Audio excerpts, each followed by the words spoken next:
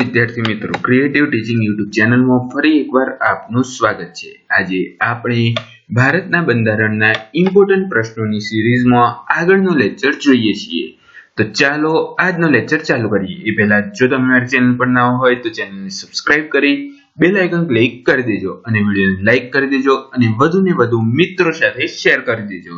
તો ચાલો આજનો લેક્ચર ચાલુ કરીએ। તો જોઈએ તો ભારતના બંધારણના કયા ભાગમાં રાજનીતિના માર્ગદર્શક સિદ્ધાંતોની ચર્ચા કરવામાં આવી છે? તો ભારતના બંધારણના ભાગ 4 માં રાજનીતિક માર્ગદર્શક સિદ્ધાંતોની ચર્ચા કરવામાં આવી છે।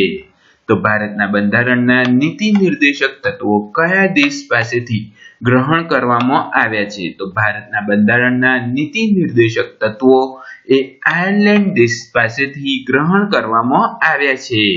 તો ભારતના બંધારણના કયા અનુચ્છેદમાં રાજનીતિના માર્ગદર્શક સિદ્ધાંતોની ચર્ચા કરવામાં આવી છે? તો ભારતના બંધારણના અનુચ્છેદ 36 થી અનુચ્છેદ 51 માં રાજનીતિના માર્ગદર્શક સિદ્ધાંતોની ચર્ચા કરવામાં આવી છે। તો ભારતના બંધારણના કયા ભાગનો ઉદ્દેશ કલ્યાણકારી રાજ્ય સ્થાપવાનો છે? તો ભારતના બંધારણના ભાગ 4 નો ઉદ્દેશ કલ્યાણકારી રાજ્ય સ્થાપવાનો છે અને ભાગ 4 છે રાજનીતિના માર્ગદર્શક સિદ્ધાંતો। તો જોઈએ તો કોણે નીતિ નિર્દેશક સિદ્ધાંતોને દેશના શાસનના પાયારૂપ સિદ્ધાંત કહ્યા છે? તો ડોક્ટર બાબા સાહેબ આંબેડકરે નીતિ નિર્દેશક સિદ્ધાંતોને દેશના પાયારૂપ સિદ્ધાંત કહ્યા છે।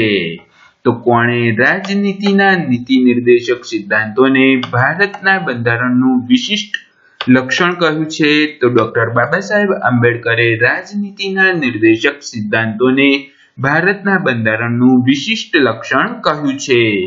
તો બંધારણમાં રાજનીતિના નિર્દેશક સિદ્ધાંતોનો મુખ્ય ઉપદેશ શું છે?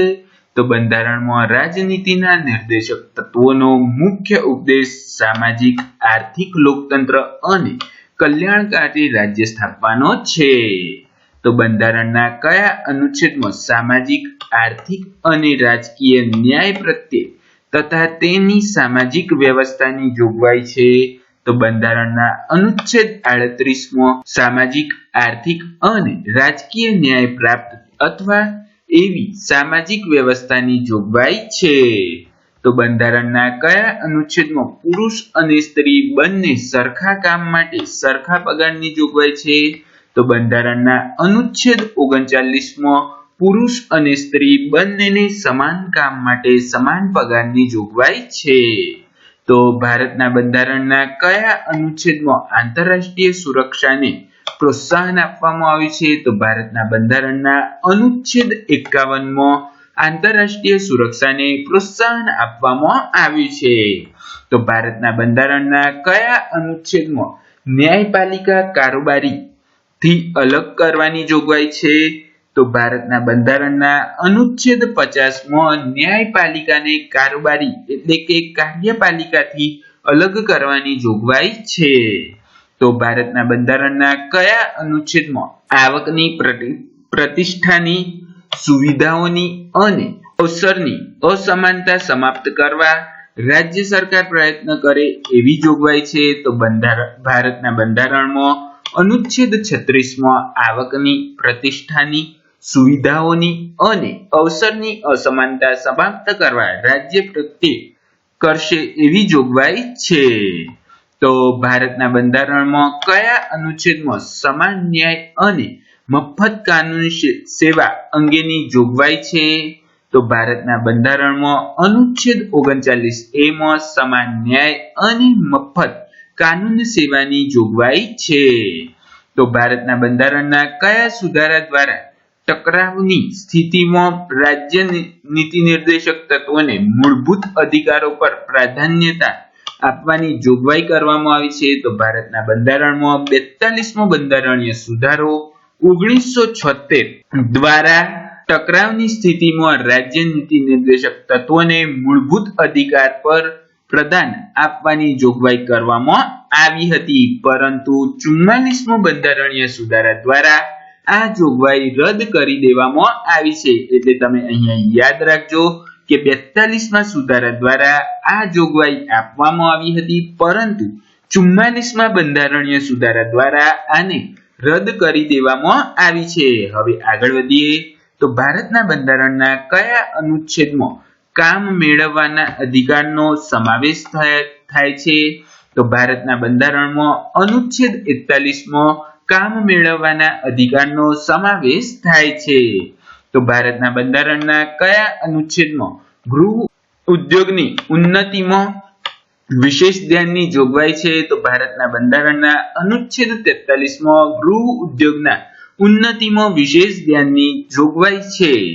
તો ભારતના બંધારણના કયા અનુચ્છેદમાં પંચાયતોની સ્થાનિક સ્વરાજની એકમ તરીકે સ્થાપનાની જોગવાઈ છે? તો ભારતના બંધારણના અનુચ્છેદ 40માં પંચાયતોની સ્થાનિક સ્વરાજના એકમ તરીકે સ્થાપનાની જોગવાઈ કરવામાં આવી છે.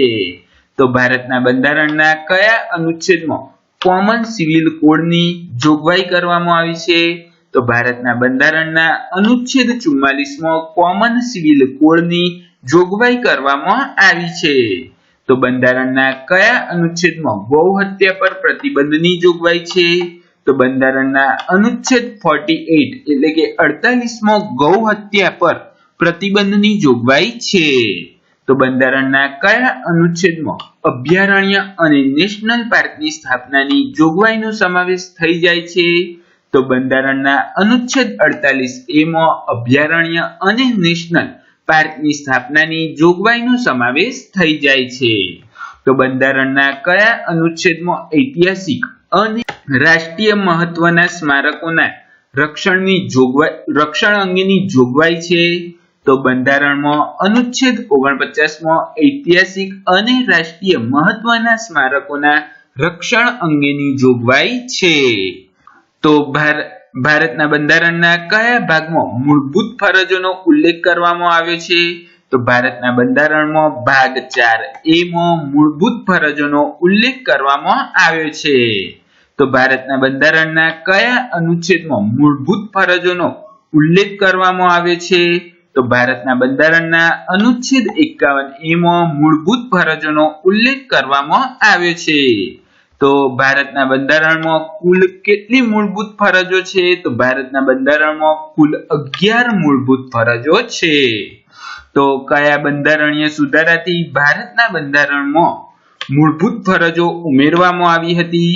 તો 42મો બંધારણીય સુધારો 1976 થી ભારતના બંધારણમાં મૂળભૂત ફરજો ઉમેરવામાં આવી હતી.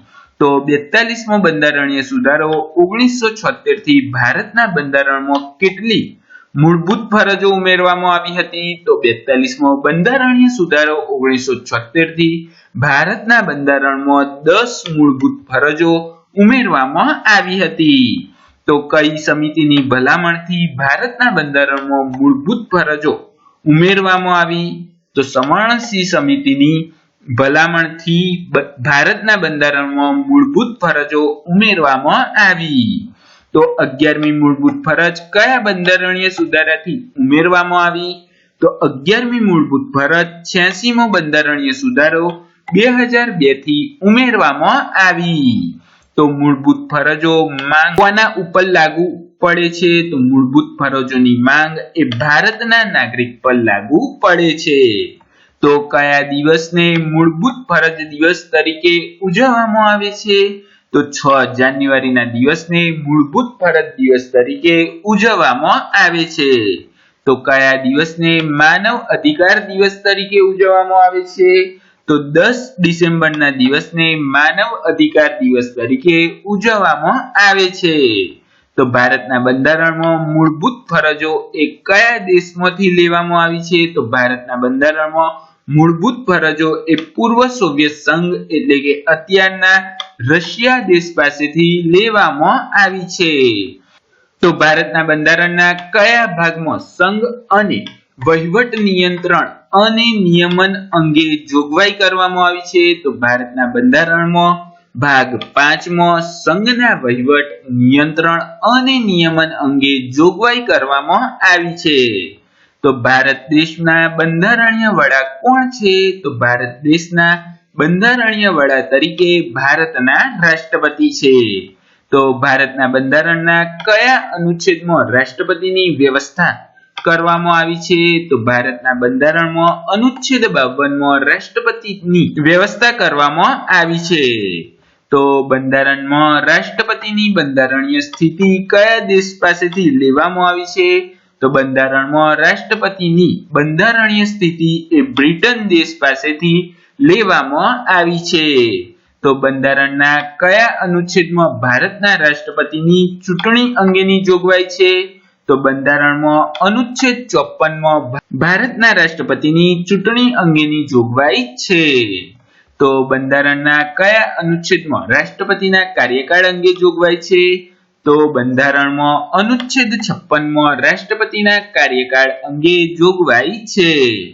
તો બંધારણના કયા અનુચ્છેદમાં રાષ્ટ્રપતિના હોદ્દાની શરતો અંગેની જોગવાઈ છે? તો બંધારણમાં અનુચ્છેદ 59માં રાષ્ટ્રપતિના હોદ્દાની શરતો અંગેની જોગવાઈ છે.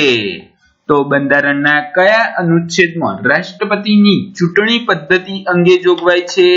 તો બંધારણના અનુચ્છેદ 55માં રાષ્ટ્રપતિની ચૂંટણી પદ્ધતિ અંગે જોગવાઈ છે. તો ભારતના બંધારણના કયા રાષ્ટ્રપતિમાં શપથ અંગેની જોગવાઈ છે? તો ભારતના બંધારણમાં અનુચ્છેદ 60માં રાષ્ટ્રપતિના શપથ અંગેની જોગવાઈ છે. તો ભારતના બંધારણના કયા અનુચ્છેદમાં રાષ્ટ્રપતિ પર મહાભિયોગની પ્રક્રિયાનું વર્ણન કર્યું છે?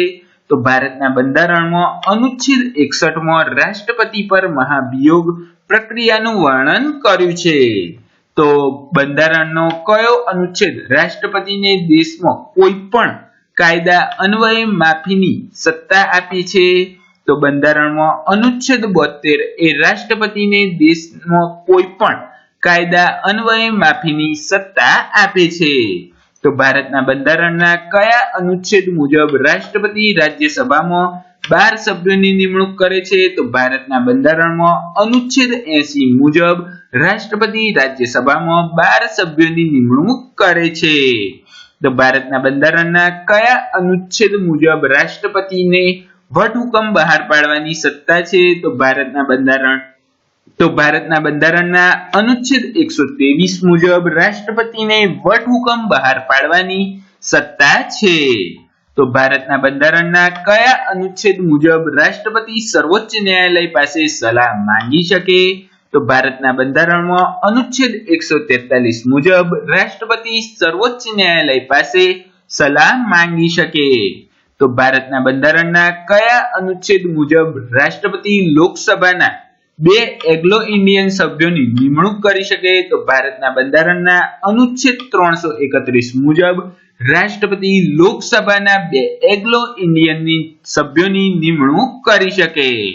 તો ભારતના રાષ્ટ્રપતિ બનવા માટે ઓછામાં ઓછી ઉંમર કેટલી હોવી જોઈએ? તો ભારતના રાષ્ટ્રપતિ બનવા માટે ઓછામાં ઓછી ઉંમર 35 વર્ષ હોવી જોઈએ.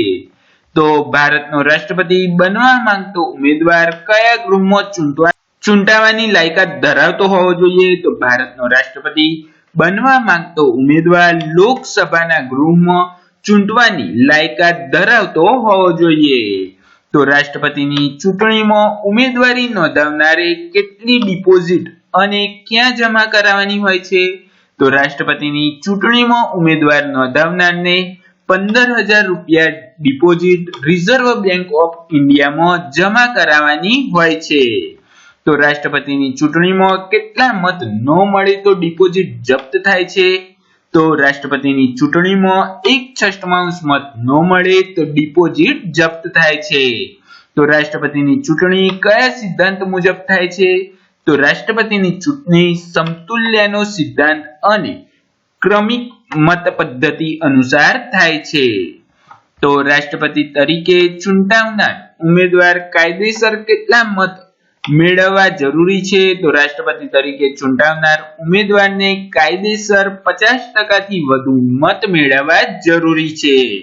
તો ભારતના રાષ્ટ્રપતિને શપથ કોણ લેવડાવે છે? તો ભારતના રાષ્ટ્રપતિને શપથ સર્વોચ્ચ ન્યાયાલયના મુખ્ય ન્યાયાધીશ લેવડાવે છે. ભારતમાં કેન્દ્રીય કારોબારીના અધ્યક્ષ કોણ છે? તો ભારતના કેન્દ્રીય કારોબારીના અધ્યક્ષ રાષ્ટ્રપતિ છે. તો ભારત રાજ્યનો પ્રમુખ કોણ છે? તો ભારત રાજ્યનો પ્રમુખ રાષ્ટ્રપતિ છે. તો રાષ્ટ્રપતિનો કાર્યકાળ કેટલા વર્ષનો હોય છે? તો રાષ્ટ્રપતિનો કાર્યકાળ 5 વર્ષનો હોય છે. તો રાષ્ટ્રપતિ પદની ઉમેદવારી માટે વધુમાં વધુ કેટલી ઉંમર હોવી જોઈએ? તો રાષ્ટ્રપતિ પદની ઉમેદવારી માટે વધુમાં વધુ કોઈ પણ મર્યાદા નથી, એટલે કે ગમે તેટલા વર્ષ સુધી તમે રાષ્ટ્રપતિ પદના ઉમેદવાર તરીકે ઊભા રહી શકો. તો એક વ્યક્તિ કેટલી વાર રાષ્ટ્રપતિ તરીકે ચૂંટાઈ આવે છે? તો એક વ્યક્તિ ગમે તેટલી વાર રાષ્ટ્રપતિ પદ તરીકે ચૂંટાઈ આવે છે. તો રાષ્ટ્રપતિ પોતાનું રાજીનામું કોને આપે છે? તો રાષ્ટ્રપતિ પોતાનું રાજીનામું ઉપરાષ્ટ્રપતિને આપે છે. તો રાષ્ટ્રપતિ ચૂંટણીમાં ઉમેદવારી નોંધાવવા દરખાસ્ત મૂકનાર સભ્યો અને ટેકો આપનાર સભ્યોની સંખ્યા કેટલી હોવી જોઈએ? તો રાષ્ટ્રપતિ ચૂંટણીમાં ઉમેદવારી નોંધાવનાર દરખાસ્ત મૂકનાર સભ્યો અને ટેકો આપનાર સભ્યોની સંખ્યા 50-50 હોવી જોઈએ. તો રાષ્ટ્રપતિની ચૂંટણીનું સંચાલન કોના દ્વારા કરવામાં આવે છે? તો રાષ્ટ્રપતિની ચૂંટણીનું સંચાલન એ ભારત ચૂંટણી પંચ દ્વારા કરવામાં આવે છે. તો રાષ્ટ્રપતિની ચૂંટણી અંગે વિવાદ થાય તો તેનો ઉકેલ કોના દ્વારા લાવવામાં આવે છે? તો રાષ્ટ્રપતિ ચૂંટણી અંગે વિવાદ થાય તો તેનો ઉકેલ સર્વોચ્ચ ન્યાયાલય દ્વારા લાવવામાં આવે છે. તો રાષ્ટ્રપતિ પદના ઉમેદવારને ચૂંટણી પ્રચાર માટે કેટલો સમય આપવામાં આવે છે? તો રાષ્ટ્રપતિ પદના ઉમેદવારને ચૂંટણી પ્રચાર માટે 2 અઠવાડિયાનો સમય આપવામાં આવે છે. તો ભારતના બંધારણના કયા અનુચ્છેદની જોગવાઈ મુજબ રાષ્ટ્રપતિ તથા ઉપરાષ્ટ્રપતિના ચૂંટણી સંબંધિત વિવાદ દ્વારા સર્વોચ્ચ ન્યાયાલય દ્વારા લાવવામાં આવે છે? તો ભારતના બંધારણમાં અનુચ્છેદ 71 મુજબ રાષ્ટ્રપતિ તથા ઉપરાષ્ટ્રપતિની ચૂંટણીના વિવાદો નિવારવા સર્વોચ્ચ ન્યાયાલયમાં દ્વારા લાવવામાં આવે છે. તો રાષ્ટ્રપતિને હોદ્દા પરથી હટાવવા કઈ પ્રક્રિયા કરવામાં આવે છે? તો રાષ્ટ્રપતિને હોદ્દા પરથી હટાવવા માટે મહાભિયોગની પ્રક્રિયા કરવામાં આવે છે. તો ભારત સરકારનું તમામ કારોબારી કાર્ય કોના નામે ચાલે છે? તો ભારત સરકારનું તમામ કારોબારી કાર્ય રાષ્ટ્રપતિના નામે ચાલે છે. તો વડાપ્રધાન અને મંત્રી પરિષદની નિમણૂક કોના દ્વારા કરવામાં આવે છે? તો વડાપ્રધાન અને મંત્રી પરિષદની નિમણૂક રાષ્ટ્રપતિ દ્વારા કરવામાં આવે છે.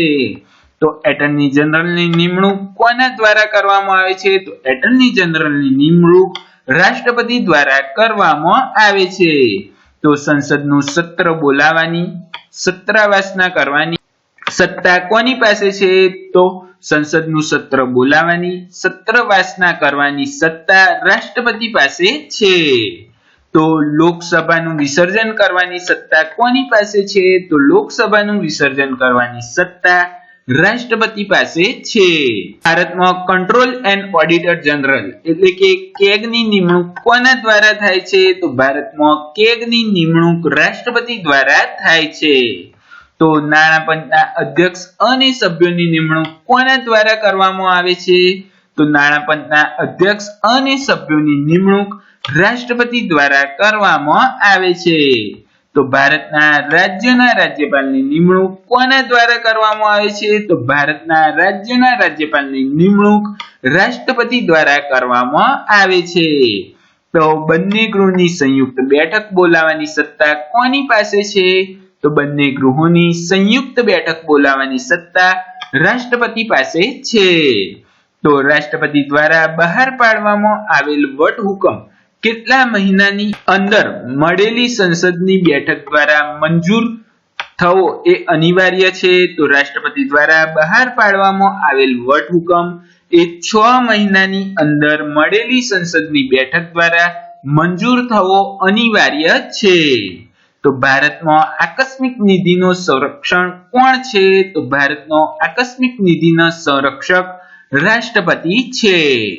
તો સર્વોચ્ચ ન્યાયાલય અને ઉચ્ચ ન્યાયાલયના ન્યાયાધીશોની નિમણૂક કોના દ્વારા થાય છે? તો સર્વોચ્ચ ન્યાયાલય અને ઉચ્ચ ન્યાયાલયના ન્યાયાધીશોની નિમણૂક રાષ્ટ્રપતિ દ્વારા થાય છે. તો ભારતના બંધારણના કયા અનુચ્છેદમાં રાષ્ટ્રપતિને વીટો સત્તાનો ઉલ્લેખ કરવામાં આવે છે? તો ભારતના બંધારણમાં અનુચ્છેદ 111 દ્વારા રાષ્ટ્રપતિને વીટો સત્તાનો ઉલ્લેખ કરવામાં આવ્યો છે. ભારત દેશના બધા જ આંતરરાષ્ટ્રીય કરારો અને સમજૂતી કોના નામે થાય છે? તો ભારત દેશના બધા જ આંતરરાષ્ટ્રીય કરારો અને સમજૂતીઓ એ રાષ્ટ્રપતિના નામે થાય છે. તો ભારતના ત્રણેય સેનાના સર્વોચ્ચ સેનાપતિ કોણ છે? તો ભારતના ત્રણેય સેનાના સર્વોચ્ચ સેનાપતિ તરીકે રાષ્ટ્રપતિ છે. તો ભારતના બંધારણના કયા અનુચ્છેદ મુજબ ત્રણેય સેનાઓના સર્વોચ્ચ શક્તિ રાષ્ટ્રપતિમાં સમાયેલી છે? તો ભારતના બંધારણના અનુચ્છેદ 53(2) મુજબ ત્રણેય સેનાઓની સર્વોચ્ચ શક્તિ રાષ્ટ્રપતિમાં સમાયેલી છે. તો વિદેશમાં ભારતીય રાજદૂતોની નિમણૂક કોના દ્વારા કરવામાં આવે છે? તો વિદેશમાં ભારતીય રાજદૂતોની નિમણૂક રાષ્ટ્રપતિ દ્વારા કરવામાં આવે છે. તો ભારતના બંધારણ મુજબ કોઈ પણ પ્રકારની કટોકટી જાહેર કરવાની સત્તા કોની પાસે છે? તો ભારતના બંધારણ મુજબ કોઈ પણ પ્રકારની કટોકટી જાહેર કરવાની સત્તા રાષ્ટ્રપતિની છે. તો ભારતના બંધારણના કયા અનુચ્છેદ મુજબ રાષ્ટ્રપતિ એ તેના હોદ્દા પર રહીને કરેલું કોઈ પણ કાર્ય ન્યાયાલયને જવાબદાર નથી? તો ભારતના બંધારણના અનુચ્છેદ 361 મુજબ રાષ્ટ્રપતિએ તેમના હોદ્દા ઉપર રહીને કરેલા કોઈ પણ કાર્ય માટે ન્યાયાલયને જવાબદાર નથી. તો ભારતના રાષ્ટ્રપતિની ચૂંટણી કોણ કોણ ભાગ લે છે? તો ભારતના રાષ્ટ્રપતિની ચૂંટણીમાં લોકસભા, રાજ્યસભા તથા રાજ્યો અને કેન્દ્રશાસિત પ્રદેશોની વિધાનસભાઓમાં ચૂંટાયેલા સભ્યો ભાગ લે છે. તો ભારતના રાષ્ટ્રપતિને મહાભિયોગથી કોના દ્વારા હટાવવાની સત્તા છે? તો ભારતના રાષ્ટ્રપતિને મહાભિયોગથી સંસદ દ્વારા હટાવવાની સત્તા છે.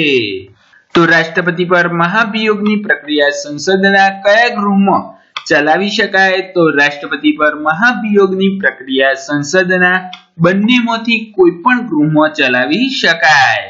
તો રાષ્ટ્રપતિ પર મહાભિયોગનો આરોપ કયા આધારે લગાવવામાં આવે છે? તો રાષ્ટ્રપતિ પર મહાભિયોગનો આરોપ ભારતના બંધારણના ઉલ્લંઘન બદલ લગાવવામાં આવે છે. તો રાષ્ટ્રપતિ મહાભિયોગનો પ્રસ્તાવ લાવતા પહેલા રાષ્ટ્રપતિને કેટલા દિવસ પહેલા લેખિત સૂચના દ્વારા જાણકારી આપવામાં આવે છે? તો રાષ્ટ્રપતિ પર મહાભિયોગ પ્રસ્તાવ લાવતા પહેલા રાષ્ટ્રપતિને 14 દિવસ પૂર્વે લેખિતમાં સૂચનાની જાણકારી આપવામાં આવે છે. તો રાષ્ટ્રપતિની ગેરહાજરીમાં કોણ દેશના કાર્યકારી રાષ્ટ્રપતિ તરીકે ફરજ બજાવે છે? તો રાષ્ટ્રપતિની ગેરહાજરીમાં ઉપરાષ્ટ્રપતિ કાર્યકારી રાષ્ટ્રપતિ તરીકે ફરજ બજાવે છે. તો રાષ્ટ્રપતિ અને ઉપરાષ્ટ્રપતિ બંને પદ ખાલી હોય ત્યારે કોણ ભારતના કાર્યકારી રાષ્ટ્રપતિ તરીકે કાર્ય કરે છે? તો રાષ્ટ્રપતિ અને ઉપરાષ્ટ્રપતિ બંને પદ ખાલી હોય ત્યારે ભારતના સર્વોચ્ચ ન્યાયાલયના મુખ્ય ન્યાયાધીશ રાષ્ટ્રપતિ તરીકે કાર્ય કરે છે. તો રાષ્ટ્રપતિના રાજીનામાની સૂચના ઉપરાષ્ટ્રપતિ કોને આપે છે? તો રાષ્ટ્રપતિના રાજીનામાની સૂચના ઉપરાષ્ટ્રપતિ લોકસભા અધ્યક્ષને આપે છે. તો રાષ્ટ્રપતિનું પદ કોઈ પણ કારણસર ખાલી પડે તો તેને કેટલા સમયમાં ભરી દેવું જોઈએ? તો રાષ્ટ્રપતિનું પદ કોઈ પણ કારણસર ખાલી પડે તો તેને 6 મહિનાની અંદર ભરી દેવું જોઈએ. તો ભારતના રાષ્ટ્રપતિ તરીકેની ચૂંટણી આવનારા પ્રથમ ગેર કોંગ્રેસી ઉમેદવાર કોણ હતા? તો ભારતમાં રાષ્ટ્રપતિ તરીકેની ચૂંટણીમાં આવનાર પ્રથમ ગેર કોંગ્રેસી ઉમેદવાર વી ગિરી હતા. તો રાજ્યના રાજ્યપાલ કોની મરજી સુધી પોતાનું પદ ઉપર રહી શકે છે?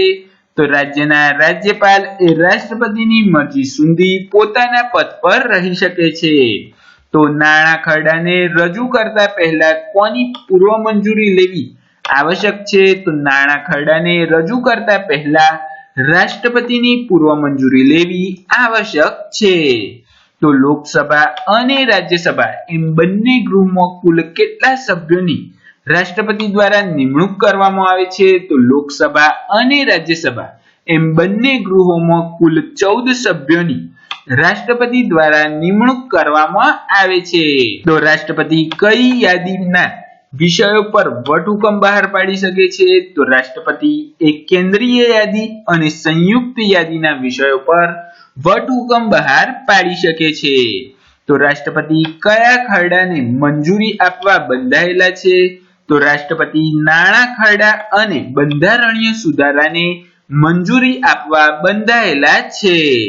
તો જ્યારે રાષ્ટ્રપતિ કોઈ ખરડાને પુનઃ વિચારણા માટે પાછો મોકલે ત્યારે કયા પ્રકારના વીંટોનો ઉપયોગ કરે છે? તો જ્યારે રાષ્ટ્રપતિ કોઈ ખરડાને પુનઃ વિચારણા માટે પાછો મોકલે ત્યારે નિલંબિતકારી વીંટોનો ઉપયોગ કરે છે. તો કોઈ પણ મૃત્યુદંડના અપરાધીને ક્ષમા આપવાની સત્તા કોની પાસે છે?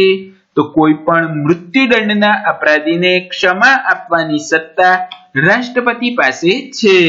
તો યુદ્ધ અથવા તો ભારત પર આક્રમણની સ્થિતિમાં કોણ આક્રમણની વિરુદ્ધ યુદ્ધ જાહેર કરે છે? તો યુદ્ધ અથવા તો ભારત પર આક્રમણની સ્થિતિમાં રાષ્ટ્રપતિ આક્રમણની વિરુદ્ધ યુદ્ધ જાહેર કરે છે. તો ભારતના બંધારણના કયા અનુચ્છેદ મુજબ રાષ્ટ્રપતિ કેન્દ્રીય મંત્રી પરિષદને સલાહ માંગવા બંધાયેલા છે? તો ભારતના બંધારણના અનુચ્છેદ 74 મુજબ રાષ્ટ્રપતિ કેન્દ્રીય મંત્રી પરિષદની સલાહ માંગવા બંધાયેલા છે. તો રાષ્ટ્રપતિ દ્વારા બહાર પાડવામાં આવેલો વટહુકમ સંસદની મંજૂરી વિના કેટલા દિવસ સુધી અમલી રહી શકે છે? તો રાષ્ટ્રપતિ દ્વારા બહાર પાડવામાં આવેલ વટહુકમ સંસદની મંજૂરી વિના 6 અઠવાડિયા એટલે કે 42 દિવસ સુધી અમલી રહી શકે છે. તો રાષ્ટ્રપતિ ક્યારે વટહુકમ બહાર પાડી શકે? તો રાષ્ટ્રપતિ જ્યારે સંસદનું સત્ર ચાલુ ન હોય ત્યારે વટહુકમ બહાર પાડી શકે. તો સૈન્ય અદાલત દ્વારા આપવામાં આવેલી સજામાં માફી આપવાની સત્તા કોની પાસે છે? તો સૈન્ય અદાલત દ્વારા આપવામાં આવેલી સજામાં માફી આપવાની સત્તા રાષ્ટ્રપતિ પાસે છે. તો અત્યાર સુધી ભારતના રાષ્ટ્રપતિએ માત્ર કયા કાયદામાં પોકેટ વીંટોનો ઉપયોગ કર્યો હતો? તો અત્યાર સુધી ભારતના રાષ્ટ્રપતિએ માત્ર ભારતીય ડાકધારો અધિનિયમ 1986 માં પોકેટ વીંટોનો ઉપયોગ કર્યો હતો. તો વટહુકમ બહાર પાડવો એ રાષ્ટ્રપતિની કયા પ્રકારની સત્તા છે? તો વટહુકમ બહાર પાડવો એ રાષ્ટ્રપતિની ધારાકીય સત્તા છે. તો રાષ્ટ્રપતિને પ્રતિ માસ કેટલો પગાર આપે છે? તો રાષ્ટ્રપતિને પ્રતિ માસ 5 લાખ રૂપિયા પગાર આપવામાં આવે છે. તો રાષ્ટ્રપતિ પેન્શન સ્વરૂપે પ્રતિ વર્ષ કેટલા રૂપિયા આજીવન આપવામાં આવે છે? તો રાષ્ટ્રપતિને પેન્શન સ્વરૂપે પ્રતિ વર્ષ 30 લાખ રૂપિયા આજીવન આપવામાં આવે છે. તો ભારતના કયા રાષ્ટ્રપતિ બિનજોડાણવાદી આંદોલન મહાસચિવ હતા? તો ભારતના જ્ઞાનસિંહ રાષ્ટ્રપતિ બિનજોડાણવાદી આંદોલનના મહાસચિવ હતા. તો લાભના પદનો નિર્ણય કોણ લે છે? તો લાભના પદનો નિર્ણય રાષ્ટ્રપતિ અને રાજ્યપાલ લે છે. તો ભારતના કોઈ પણ વિસ્તારને અનુસૂચિત ક્ષેત્ર જાહેર કરવાની સત્તા બંધારણીય સત્તા કોની પાસે છે? તો ભારત કોઈ પણ વિસ્તારને અનુસૂચિત ક્ષેત્ર જાહેર કરવાની બંધારણીય સત્તા રાષ્ટ્રપતિ પાસે છે. તો ભારતના પ્રથમ રાષ્ટ્રપતિના રૂપમાં ડોક્ટર રાજેન્દ્ર પ્રસાદની પસંદગી કોના દ્વારા કરવામાં આવી હતી? તો ભારતના પ્રથમ રાષ્ટ્રપતિના રૂપમાં ડોક્ટર રાજેન્દ્ર પ્રસાદની પસંદગી ભારતની બંધારણ સભા દ્વારા કરવામાં આવી હતી. તો ભારત પાકિસ્તાન પ્રથમ યુદ્ધ સમયે 1965માં ભારતના રાષ્ટ્રપતિ કોણ હતા? તો ભારત પાકિસ્તાન પ્રથમ યુદ્ધ સમયે 1965માં ભારતના રાષ્ટ્રપતિ ડોક્ટર સર્વપલ્લી રાધાકૃષ્ણ હતા. તો સૌથી વધુ વીંટોનો ઉપયોગ કરનાર રાષ્ટ્રપતિ કોણ છે? તો સૌથી વધુ વીંટોનો ઉપયોગ કરનાર રાષ્ટ્રપતિ જ્ઞાનસિંહ જેલસી છે, જેમને એક વખત વીંટોનો ઉપયોગ કર્યો હતો. એટલે કે અત્યાર સુધી વીંટોનો ઉપયોગ એક જ વખત થયો છે અને તે જ્ઞાનસિંહ જેલસીએ કર્યો છે. તો ભારતના અત્યાર સુધીના રાષ્ટ્રપતિઓમાં એકમાત્ર અવિવાદિત રાષ્ટ્રપતિ કોણ છે? તો ભારતના અત્યાર સુધીના રાષ્ટ્રપતિઓમાં એકમાત્ર અવિવાદિત રાષ્ટ્રપતિ ડોક્ટર એપીજે અબ્દુલ કલામ છે. તો ઇન્ડિયા ડિવાઇડેડ અને સત્યાગ્રહ એટ ચાંપાનેર પુસ્તક કોને લખ્યા છે? તો ઇન્ડિયા ડિવાઇડેડ અને સત્યાગ્રહ એટ ચાંપાનેર પુસ્તક રાજેન્દ્ર પ્રસાદે લખ્યા છે. તો the Hindu view of life અને the principal Upanishad recovery of faith પુસ્તક કોને લખ્યું છે? તો the Hindu view of life અને the principal Upanishad recovery of faith પુસ્તક ડોક્ટર રાધાકૃષ્ણએ લખ્યું છે. તો ભારતના બંધારણનું બીજા ક્રમનું સર્વોચ્ચ પદ કયું છે? તો ભારતના બંધારણનું બીજા નંબરનું સર્વોચ્ચ પદ ભારતના ઉપરાષ્ટ્રપતિનું છે. તો ભારતના ઉપરાષ્ટ્રપતિનું પદ કયા દેશના બંધારણમાંથી લેવામાં આવ્યું છે? તો ભારતના ઉપરાષ્ટ્રપતિનું પદ એ અમેરિકા દેશના બંધારણમાંથી લેવામાં આવ્યું છે. તો ભારતના બંધારણના કયા અનુચ્છેદમાં ઉપરાષ્ટ્રપતિ પદની જોગવાઈ કરવામાં આવી છે? તો ભારતના બંધારણમાં અનુચ્છેદ 63માં ઉપરાષ્ટ્રપતિના પદની જોગવાઈ કરવામાં આવી છે. તો ભારતના બંધારણના કયા અનુચ્છેદ મુજબ ઉપરાષ્ટ્રપતિ એ હોદ્દાની રૂએ રાજ્યસભાના સભાપતિ છે? તો ભારતના બંધારણમાં અનુચ્છેદ 64 મુજબ ઉપરાષ્ટ્રપતિ એ હોદ્દાની રૂએ રાજ્યસભાના સભાપતિ છે. તો કયા અનુચ્છેદ મુજબ ઉપરાષ્ટ્રપતિના શપથ અંગે જોગવાઈ છે? તો અનુચ્છેદ 69 મુજબ ઉપરાષ્ટ્રપતિના શપથ અંગેની જોગવાઈ છે. તો ભારતના ઉપરાષ્ટ્રપતિનો કાર્યકાળ કેટલો છે? તો ભારતના ઉપરાષ્ટ્રપતિનો કાર્યકાળ 5 વર્ષનો છે. તો ભારતના ઉપરાષ્ટ્રપતિની ચૂંટણી કોણ ભાગ લે છે? તો ભારતના ઉપરાષ્ટ્રપતિ પદની ચૂંટણીમાં લોકસભા અને રાજ્યસભાના તમામ સભ્યો ભાગ લે છે. તો ભારતના ઉપરાષ્ટ્રપતિ પદ માટે ઉમેદવારી નોંધાવવા ઓછામાં ઓછી કેટલી ઉંમર હોવી જોઈએ? તો ભારતના ઉપરાષ્ટ્રપતિ પદ માટે ઉમેદવારી નોંધાવવા માટે ઓછામાં ઓછી 35 વર્ષ ઉંમર હોવી જરૂરી છે. તો ભારતના ઉપરાષ્ટ્રપતિ તરીકે ચૂંટાવવા માટે ઉમેદવાર કયા ગૃહનો સભ્ય બની શકે તેવી લાયકાત ધરાવતો હોવો જોઈએ? તો ભારતના ઉપરાષ્ટ્રપતિ તરીકે ચૂંટાવા માટેનો ઉમેદવાર રાજ્યસભાનો સભ્ય બની શકે તેટલી લાયકાત ધરાવતો હોવો જોઈએ. તો ભારતના ઉપરાષ્ટ્રપતિ પદની ઉમેદવારી નોંધાવવા મતદાર મંડળ કેટલા સભ્યોને દરખાસ્ત મૂકો અને કેટલા સભ્યોનો ટેકો આપવો જરૂરી છે? તો ભારતના ઉપરાષ્ટ્રપતિ પદની ઉમેદવારી નોંધાવનાર મતદાર મંડળના 20 સભ્યોનો દરખાસ્ત મૂકો અને 20 સભ્યોનો ટેકો આપવો હોવો જરૂરી છે. તો ભારતના ઉપરાષ્ટ્રપતિ પદ માટે ઉમેદવારી નોંધાવવા કેટલા રૂપિયા ડિપોઝિટ પેટે રિઝર્વ બેંકમાં જમા કરાવવા પડે છે? તો ભારતના ઉપરાષ્ટ્રપતિ પદ માટે ઉમેદવારી નોંધાવવા માટે 15,000 રૂપિયાની ડિપોઝિટ રિઝર્વ બેંકમાં જમા કરાવવી પડે છે. તો ભારતના ઉપરાષ્ટ્રપતિ પદની શપથ કોણ લેવડાવે છે? તો ભારતના ઉપરાષ્ટ્રપતિને શપથ રાષ્ટ્રપતિ લેવડાવે છે. તો ભારતના ઉપરાષ્ટ્રપતિ પોતાનું રાજીનામું કોને આપી શકે છે? તો ભારતના ઉપરાષ્ટ્રપતિ એ પોતાનું રાજીનામું રાષ્ટ્રપતિને આપી શકે છે.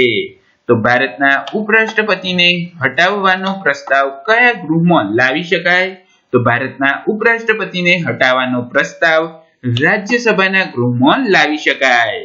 તો મૂળ બંધારણમાં ઉપરાષ્ટ્રપતિની ચૂંટણી સંસદની સંયુક્ત બેઠકમાં કરવામાં આવતી હતી. કયા બંધારણના સુધારા દ્વારા આ પ્રક્રિયા સમાપ્ત કરી દેવામાં આવી? તો મૂળ બંધારણમાં ઉપરાષ્ટ્રપતિની ચૂંટણી સંસદની સંયુક્ત બેઠકમાં કરવામાં આવતી હતી, પરંતુ 11મો બંધારણીય સુધારો 1961 દ્વારા આ પ્રક્રિયા સમાપ્ત કરી દેવામાં આવી. તો રાષ્ટ્રપતિનું મૃત્યુ થતા કેટલા સમય સુધી ઉપરાષ્ટ્રપતિ એ કાર્યકારી રાષ્ટ્રપતિ તરીકે કાર્ય કરી શકે તો રાષ્ટ્રપતિનું મૃત્યુ થતા 6 મહિના સુધી ઉપરાષ્ટ્રપતિ એક કાર્યકારી રાષ્ટ્રપતિ તરીકે કાર્ય કરી શકે છે.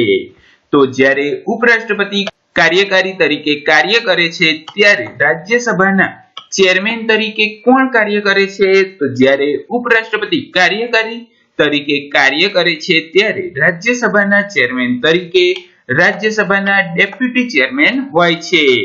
તો ભારતના ઉપરાષ્ટ્રપતિને કોણ તેમના હોદ્દા પરથી હટાવી શકે? તો ભારતના ઉપરાષ્ટ્રપતિને લોકસભાની સહમતિથી રાજ્યસભા તેમના હોદ્દા પરથી હટાવી શકે. તો ઉપરાષ્ટ્રપતિ રાજ્યસભામાં પોતાના મતનો ઉપયોગ ક્યારે કરી શકે? તો ઉપરાષ્ટ્રપતિ રાજ્યસભામાં પોતાના મતનો ઉપયોગ સરખા મત પડતા હોય તે સમયે કરી શકે. તો કોણ ઉપરાષ્ટ્રપતિની ચૂંટણીમાં ભાગ લે છે પણ રાષ્ટ્રપતિની ચૂંટણીમાં ભાગ લેતા નથી? તો સંસદના નિયુક્ત પામેલા સભ્યો ઉપરાષ્ટ્રપતિની ચૂંટણીમાં ભાગ લે છે પણ રાષ્ટ્રપતિની ચૂંટણીમાં ભાગ લેતા નથી. તો ભારતના સૌપ્રથમ ઉપરાષ્ટ્રપતિ કોણ હતા? તો ભારતના સૌપ્રથમ ઉપરાષ્ટ્રપતિ તરીકે ડોક્ટર સર્વપલ્લી રાધાકૃષ્ણન હતા. તો સતત 2 વાર ભારતના ઉપરાષ્ટ્રપતિ પદે રહેનાર કોણ છે? તો સતત 2 વાર ભારતના ઉપરાષ્ટ્રપતિ પદે રહેનાર ડોક્ટર સર્વપલ્લી રાધાકૃષ્ણન છે. તો કયા એકમાત્ર ઉપરાષ્ટ્રપતિ છે જેમનું મૃત્યુ હોદ્દા પર થયું હતું?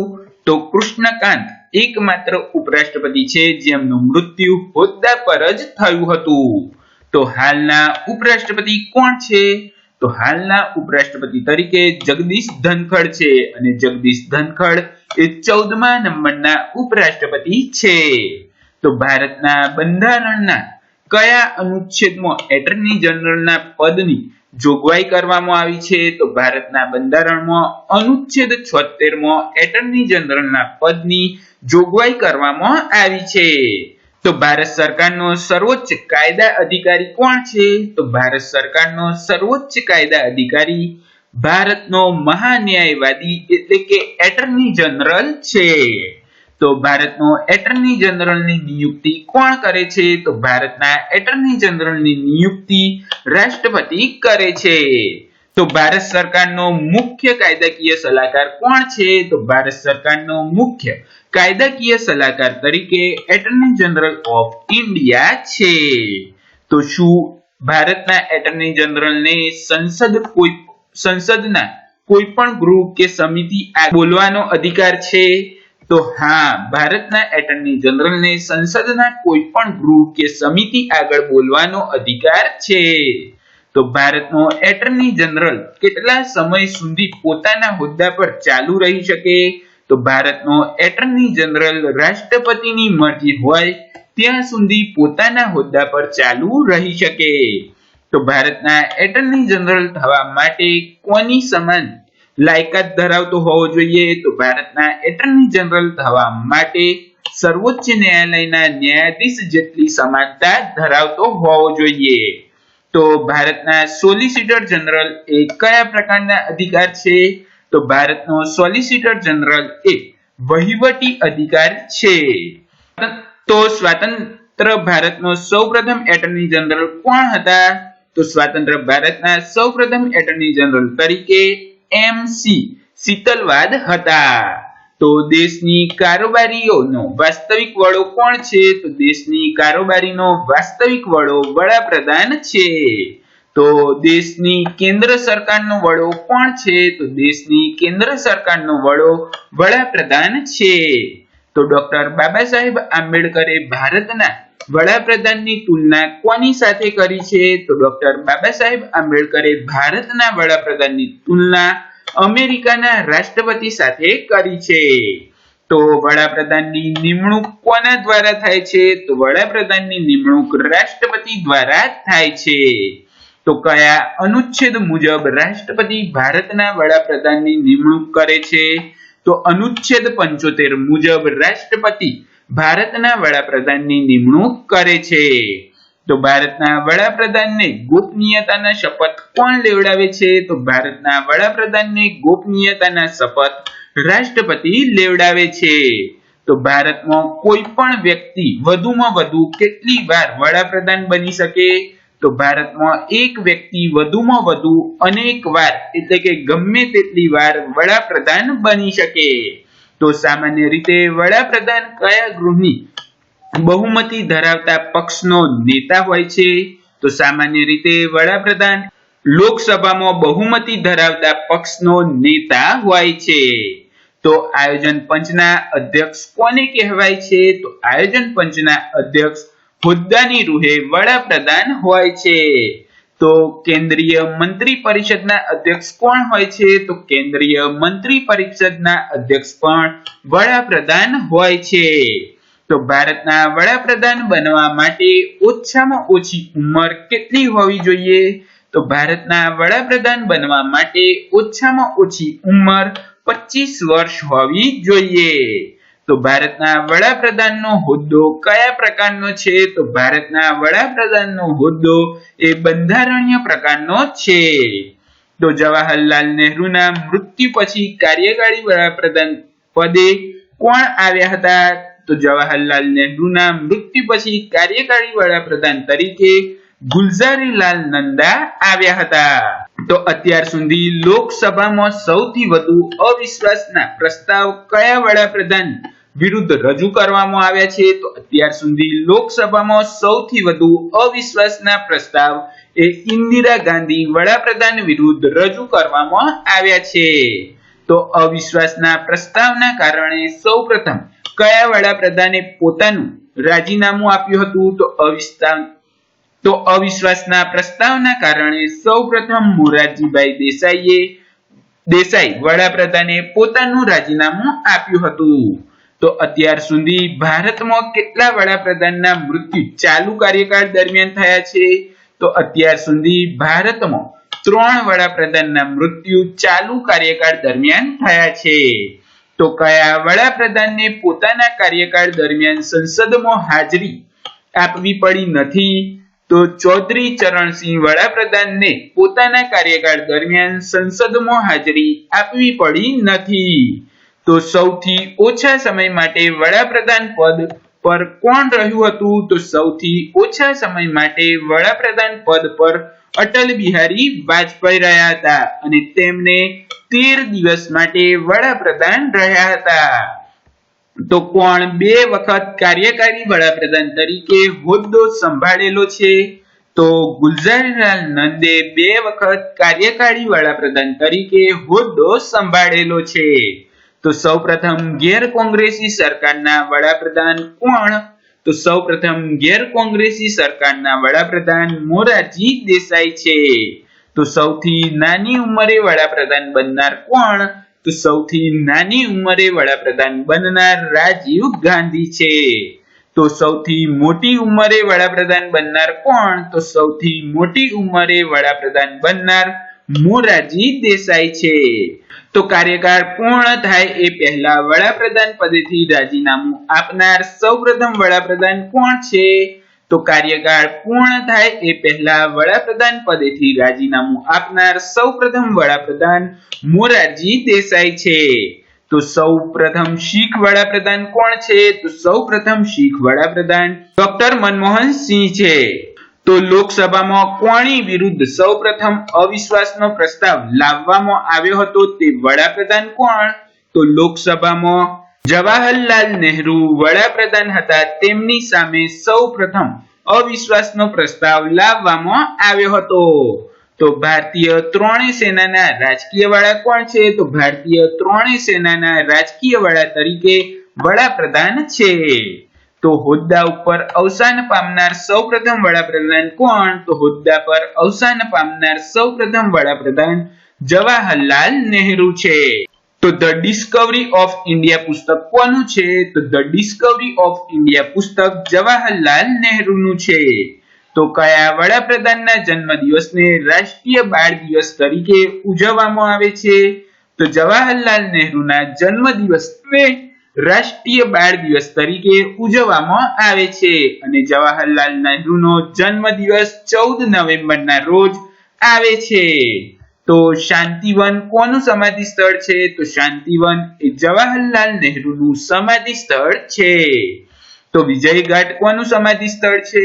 તો વિજયઘાટ એ લાલ બહાદુર શાસ્ત્રીનું સમાધિ સ્થળ છે. તો જય જવાન જય કિસાનનો નારો કયા વડાપ્રધાને આપ્યો હતો? તો જય જવાન જય કિસાનનો નારો એ લાલ બહાદુર શાસ્ત્રી વડાપ્રધાને આપ્યો હતો. તો મરણોત્તર ભારત રત્નથી સન્માનિત થનાર પ્રથમ વ્યક્તિ કોણ છે? તો મરણોત્તર ભારત રત્નથી સન્માનિત થનાર પ્રથમ વ્યક્તિ લાલ બહાદુર શાસ્ત્રી છે. તો ઇન્દિરા ગાંધીને મૂંગી ઢીંગલી એવું નામ કોને આપ્યું હતું? તો ઇન્દિરા ગાંધીને મૂંગી ઢીંગલી એવું નામ રામ મનોહર લોહિયાએ આપ્યું હતું. તો શક્તિ સ્થળ કોનું સમાધિ સ્થળ છે? તો શક્તિ સ્થળ એ ઇન્દિરા ગાંધીનું સમાધિ સ્થળ છે. તો કયા વડાપ્રધાનનો જન્મ લીપ વર્ષ 29 ફેબ્રુઆરી 1896 થયેલો હતો? તો મોરારજી દેસાઈ વડાપ્રધાનનો જન્મ લીપ વર્ષ 29 ફેબ્રુઆરી 1896 થયો હતો. તો નિશાને એ પાક અને ભારત રત્ન મેળવનાર એકમાત્ર વડાપ્રધાન કોણ છે?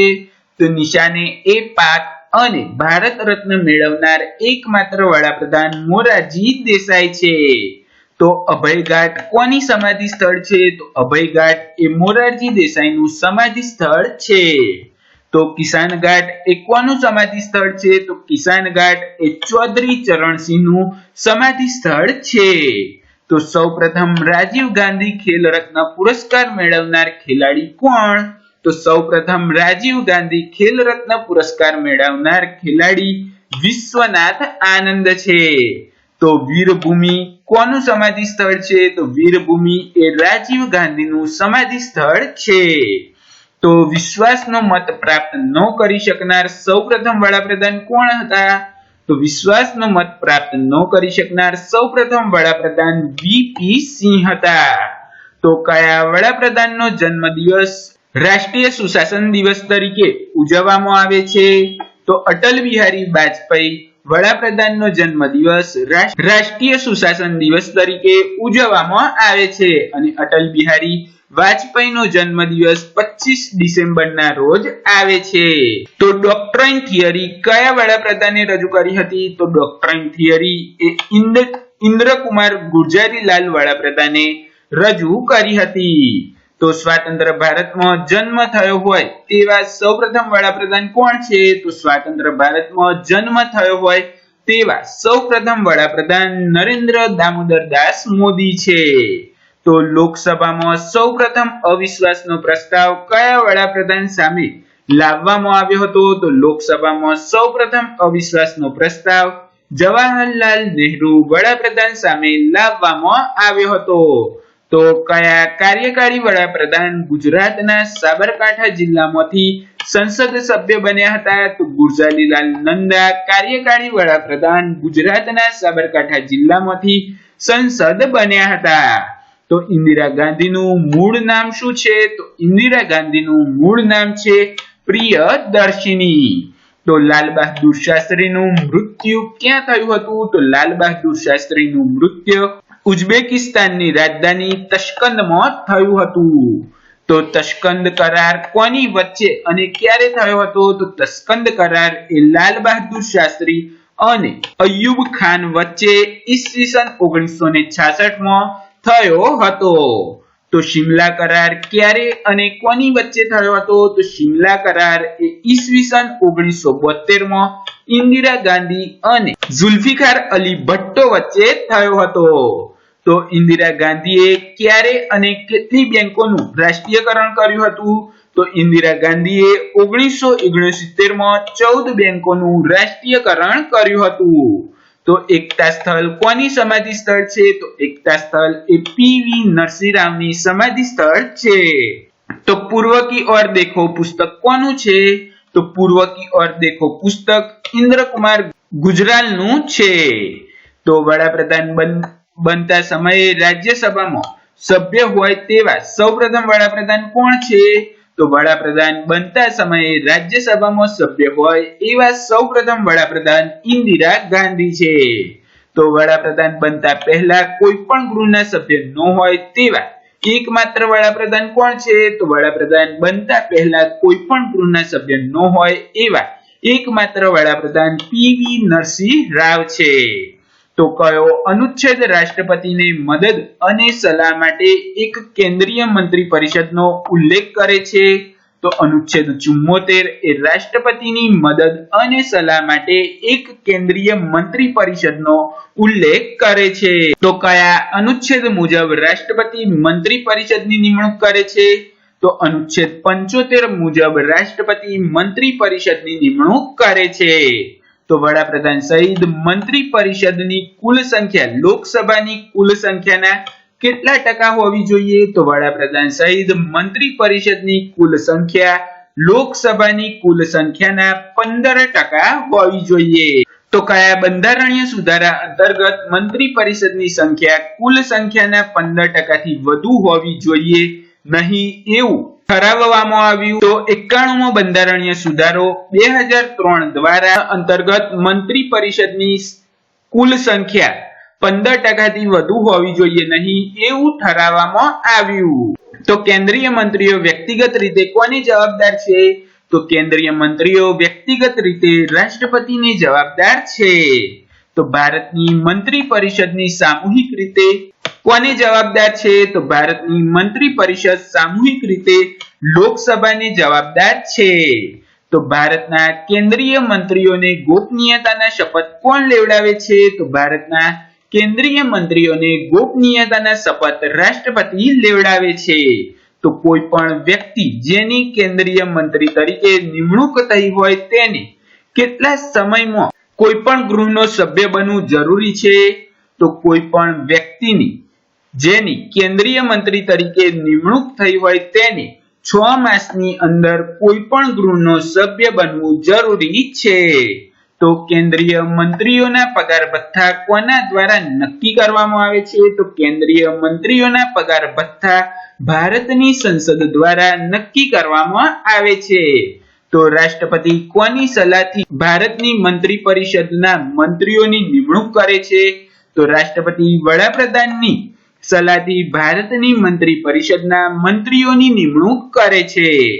તો કયા અનુચ્છેદમાં મંત્રીમંડળ એટલે કે કેબિનેટનો ઉલ્લેખ કરવામાં આવ્યો છે? તો અનુચ્છેદ 352માં મંત્રીમંડળ એટલે કે કેબિનેટનો ઉલ્લેખ કરવામાં આવ્યો છે. તો કોણ મંત્રી પરિષદનો સભ્ય બની શકે છે? તો સંસદ સભ્ય એ મંત્રી પરિષદનો સભ્ય બની શકે છે. તો મંત્રી પરિષદમાં કોનો સમાવેશ થાય છે? તો મંત્રી પરિષદમાં વડાપ્રધાન અને અન્ય મંત્રીઓનો સમાવેશ થાય છે. તો મંત્રી પરિષદમાં કેટલા સ્તરના મંત્રી હોય છે? તો મંત્રી પરિષદમાં 3 સ્તરના મંત્રી હોય છે. તો કયા ગૃહનો વિશ્વાસ પ્રાપ્ત હોય ત્યાં સુધી મંત્રી પરિષદના હોદ્દા ઉપર ચાલુ રહી શકે છે? તો લોકસભા ગૃહનો વિશ્વાસ પ્રાપ્ત હોય ત્યાં સુધી મંત્રી પરિષદના હોદ્દા પર ચાલુ રહી શકે છે. જો કોઈ મંત્રી રાજ્યસભાનો હોય તો શું તે લોકસભામાં આવીને ભાષણ આપી શકે? તો જો કોઈ મંત્રી રાજ્યસભાનો હોય તો તે લોકસભામાં આવીને ભાષણ આપી શકે છે. હા, આપી શકે છે. તો મંત્રી પરિષદનો કોઈ પણ મંત્રી તેનું રાજીનામું કોને સંબોધીને આપે છે? તો મંત્રી પરિષદનો કોઈ પણ મંત્રી તેનું રાજીનામું રાષ્ટ્રપતિને સંબોધીને આપે છે. તો રાજકીય શબ્દકોશ મુજબ શૂન્યકાળનો અર્થ શું થાય છે? તો રાષ્ટ્રીય શબ્દકોશ મુજબ શૂન્યકાળ અર્થાત નિલંબિત પ્રસ્તાવ કહેવામાં આવે છે. તો ભારતીય પ્રજાસત્તાકમાં વાસ્તવિક કારોબારી સત્તા કોની પાસે છે? તો ભારતીય પ્રજાસત્તાકમાં વાસ્તવિક કારોબારી સત્તા મંત્રી પરિષદ પાસે છે. તો સંસદીય પ્રણાલીમાં વાસ્તવિક કારોબારી કોણ છે? તો સંસદીય પ્રણાલીમાં વાસ્તવિક કારોબારી મંત્રી પરિષદ છે. તો સ્વતંત્ર ભારતની સૌપ્રથમ મંત્રી પરિષદમાં સામેલ એકમાત્ર મહિલા કોણ હતી? તો સ્વતંત્ર ભારતની સૌપ્રથમ મંત્રી પરિષદમાં સામેલ એકમાત્ર મહિલા રાષ્ટ્રપતિ રાજકુમારી અમૃત કૌર હતી. તો સ્વતંત્ર ભારતની સૌપ્રથમ મંત્રીમંડળમાં કેટલી કેન્દ્રીય શિક્ષા મંત્રી તરીકે કોણ હતા? તો સ્વતંત્ર ભારતની સૌપ્રથમ મંત્રીમંડળમાં કેન્દ્રીય શિક્ષા મંત્રી તરીકે મૌલાના અબુલ કલામ આઝાદ હતા. તો સ્વતંત્ર ભારતમાં સૌપ્રથમ નાણામંત્રી કોણ હતા? તો સ્વતંત્ર ભારતના સૌપ્રથમ નાણામંત્રી તરીકે ડોક્ટર જૈન મથાઈ હતા. તો સ્વતંત્ર ભારતમાં સૌપ્રથમ કાયદા મંત્રી કોણ હતા? તો સ્વતંત્ર ભારતમાં સૌપ્રથમ કાયદા મંત્રી તરીકે ડોક્ટર બાબા સાહેબ આંબેડકર હતા. તો સ્વતંત્ર ભારતમાં સૌપ્રથમ રક્ષા મંત્રી કોણ હતા? તો સ્વતંત્ર ભારતમાં સૌપ્રથમ રક્ષા મંત્રી તરીકે સરદાર બલદેવસિંહ હતા. તો સ્વતંત્ર ભારતમાં સૌપ્રથમ ગૃહમંત્રી કોણ હતા? તો સ્વતંત્ર ભારતમાં સૌપ્રથમ ગૃહમંત્રી તરીકે સરદાર વલ્લભભાઈ પટેલ હતા. તો ભારતમાં સૌપ્રથમ નાયબ વડાપ્રધાન કોણ હતા? તો ભારતના સૌપ્રથમ નાયબ વડાપ્રધાન તરીકે સરદાર વલ્લભભાઈ પટેલ હતા. તો કયા વડાપ્રધાનના કાર્યકાળ દરમિયાન બે નાયબ વડાપ્રધાન હતા? તો મોરારજી દેસાઈના વડાપ્રધાનના કાર્યકાળ દરમિયાન બે નાયબ વડાપ્રધાન હતા. તો 1957 થી 1969 દરમિયાન ભારતના નાયબ વડાપ્રધાન પદે કોણ હતા? તો 1957 થી 1969 દરમિયાન ભારતના નાયબ વડાપ્રધાન તરીકે ચૌધરી ચરણસિંહ અને બાબુ જગજીવન રામ હતા. તો લોકસભાના વિપક્ષના નેતા કોની સમક્ષ ગણવામાં આવે છે? તો લોકસભાના વિપક્ષના નેતાને કેબિનેટ મંત્રી સમક્ષ ગણવામાં આવે છે. તો લોકસભાના સૌપ્રથમ માન્યતા પ્રાપ્ત કરનાર વિપક્ષના નેતા કોણ હતા? તો લોકસભાના સૌપ્રથમ માન્યતા પ્રાપ્ત કરનાર વિપક્ષના નેતા રામસુભગસિંહ હતા.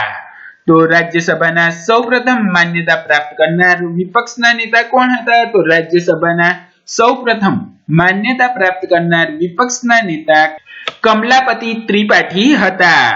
તો ઈસવીસન 1977 માં કોને સૌપ્રથમ વિપક્ષના નેતાના રૂપમાં કેબિનેટ સમક્ષનો દરજ્જો પ્રાપ્ત થયો હતો? તો ઈસવીસન 1977 માં વાય.બી. ચૌહાણને સૌપ્રથમ વિપક્ષના નેતાના રૂપમાં કેબિનેટ સમક્ષનો દરજ્જો પ્રાપ્ત થયો હતો. તો આ સાથે જ આજનો લેક્ચર પૂરો કરીએ છીએ. જો તમને વિડિયો ગમ્યો હોય તો વિડિયોને લાઈક કરજો, વધુમાં વધુ શેર કરજો અને જો તમે મારી ચેનલ પર નવા છો અને આવા જ વિડિયો જોવા માંગો છો તો મારી ચેનલને સબસ્ક્રાઇબ કરી બેલ આઇકોન ક્લિક કરી દેજો જેથી આવનારા આવા જ વિડિયોની નોટિફિકેશન મળતી રહે. Thank you watching for my video.